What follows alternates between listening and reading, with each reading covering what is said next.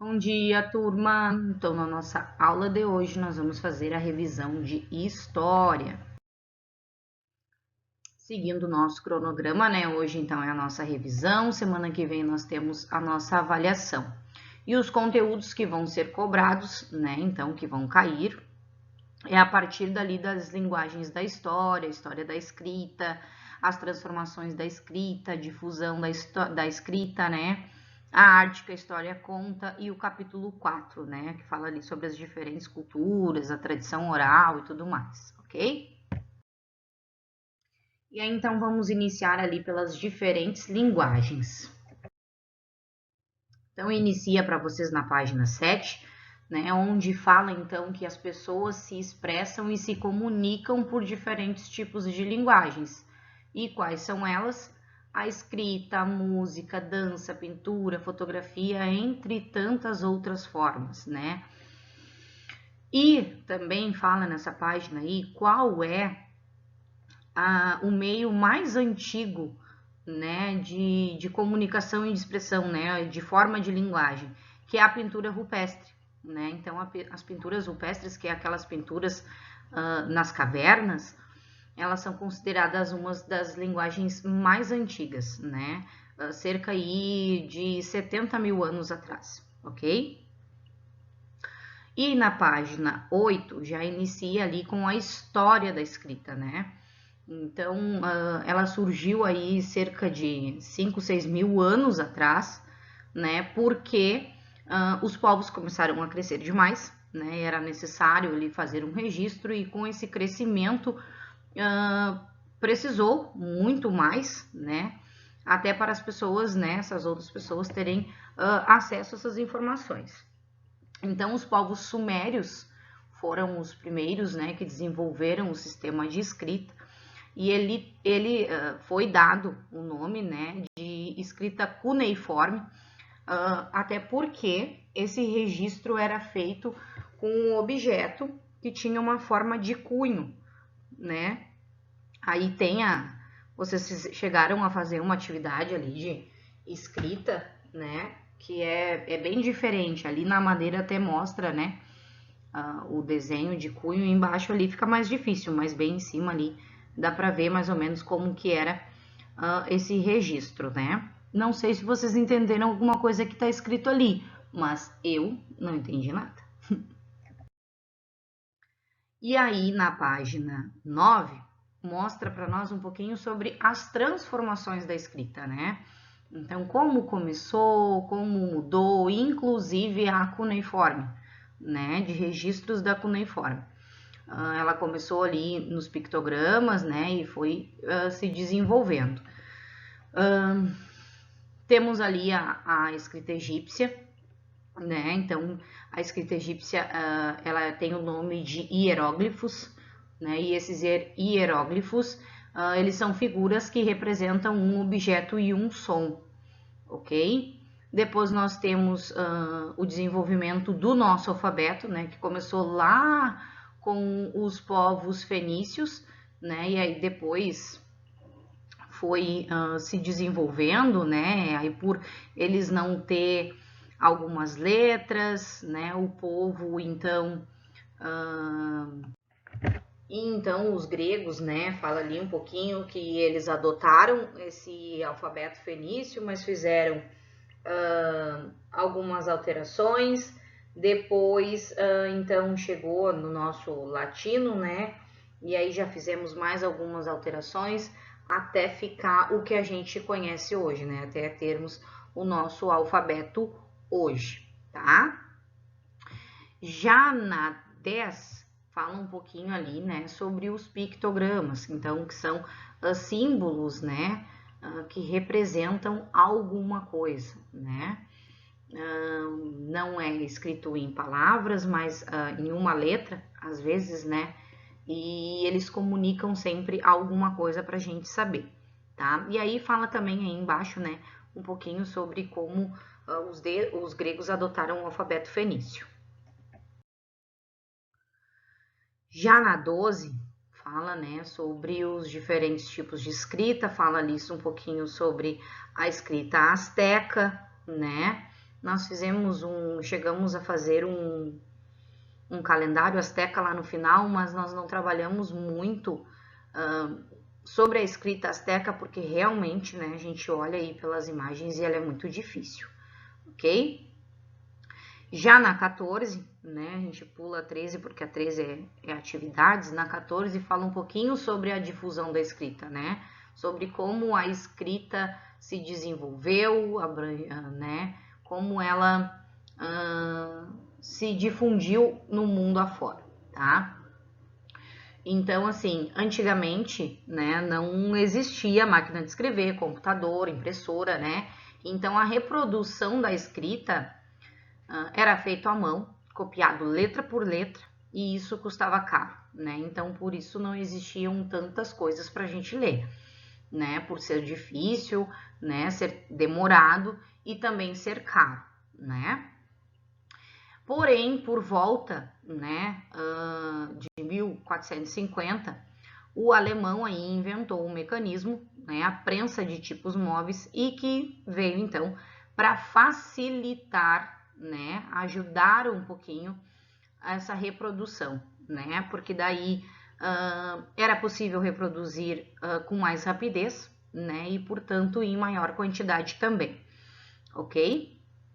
Com o passar do tempo, claro, tudo vai se desenvolvendo até a gente chegar hoje nos nossos computadores e tablets, né? Enfim, tudo se desenvolve. Com o passar do tempo, né, então mais pessoas puderam ter acesso, ok? O que contribuiu, então, né, para uma melhor difusão da informação e conhecimento humano. E aí nós temos, né, para finalizar, essa parte de escrita, a página 15, que mostra como era feito todo o trabalho da prensa de tipos móveis. Continuando, nós vamos para o capítulo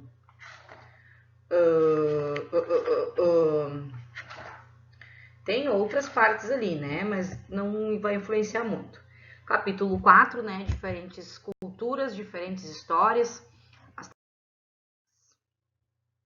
E aí inicia, né, falando sobre o mito, o que é um mito, né, que é uma narrativa que explica a origem das coisas, e mostra para nós então o mito da Anansi, né, que é a aranha sábia, onde ela explica, né, como surgiu o mundo, ok? E depois na página 21, né, fala sobre o compartilhamento, né, das histórias, ou seja, que no passado o aprendizado era por meio da oralidade, ou seja, da fala, né? E os conhecimentos eram compartilhados em histórias, canções dos mais velhos para os mais novos, ok? Na 22 fala um pouquinho sobre as tradições orais, né? E aí traz ali um pouquinho sobre os aedos, né? Então, os aedos, eles eram artistas da Grécia Antiga, né? Especialistas, eram pessoas, né, que eram especialistas em narrar histórias. Artistas eram os trovadores. Estou misturando uma coisa com a outra. Né? Então, os aedos, eles eram especialistas, né, pessoas especializadas em contar histórias. Eles tinham uma habilidade muito especial, né? Eles guardavam na memória as histórias aprendidas com os mais velhos e compartilhavam essas histórias com a população por meio, então, de canções, né? Então, eles viajavam levando todos os seus saberes às pessoas, alegrando festas e jantares e tudo mais, ok? Já na 23, nós temos, falando sobre as histórias cantadas, né, os trovadores, mas em outro local, né, lá na Europa. Então, esses sim, os trovadores, eles eram artistas que criavam, recitavam e cantavam poemas, né, esses poemas contando sempre uma história. Eles viajavam aí Europa fora, né, nos lugares mais movimentados, contando as suas histórias, né, ou seja, cantando, né, recitando os seus poemas, ok? Na maioria das vezes, né, essas histórias cantadas tinham como tema a vida nos reinos e as aventuras vividas por cavalheiros, né? Então, além de ser as histórias das suas vidas, também eram histórias inventadas, cheias de fantasia, ok? Fala um pouquinho aí sobre os povos africanos e a oralidade, né? Então, entre os povos africanos, quem passava o ensinamento, né, eram as pessoas mais velhas. Essas pessoas eram consideradas portadoras das memórias e responsáveis pelos ensinamentos, né, que deveriam ser compartilhados com os mais novos. Eram chamadas de griots, né? E como era compartilhada essas histórias, né, por essas pessoas? Embaixo, né, dos pés de grandes árvores, ao redor de fogueira, né? Em que elas eram baseadas, né? Nas experiências, então, que essas pessoas tiveram durante a vida ou em mitos, né? Porque o povo africano adorava um mito, ok? Já na 26, né, a gente pula um pouquinho, fala sobre a cultura afro-brasileira e a tradição oral, né? Então aí já tem uma mistura, né, da cultura africana com a brasileira, porque esses povos vieram da África, trazidos para o Brasil no tempo da escravidão, e aí, como essas pessoas não sabiam ler, escrever, não tinham acesso a conhecimento, nessa época aí só quem tinha acesso eram os homens e ricos, né? Então, mesmo que tu fosse branco e pobre, tu também não tinha acesso a conhecimento, principalmente os escravos, né? Muito menos os escravos. E aí, então, como era compartilhado os seus conhecimentos? Através da oralidade. E aí, trazendo um pouquinho sobre, continuando as tradições orais, porém agora da cultura indígena. E aí traz para vocês, né, na página 27, sobre os mitos dos povos indígenas, né? Então, que é comum, né, em diversas culturas, essa maneira de ensinar, né, através dos mitos, ok?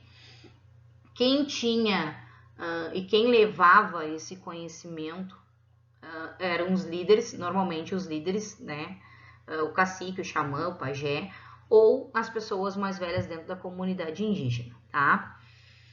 Além disso, eles também têm, né, outra maneira de expressar os seus valores, que é através da pintura corporal.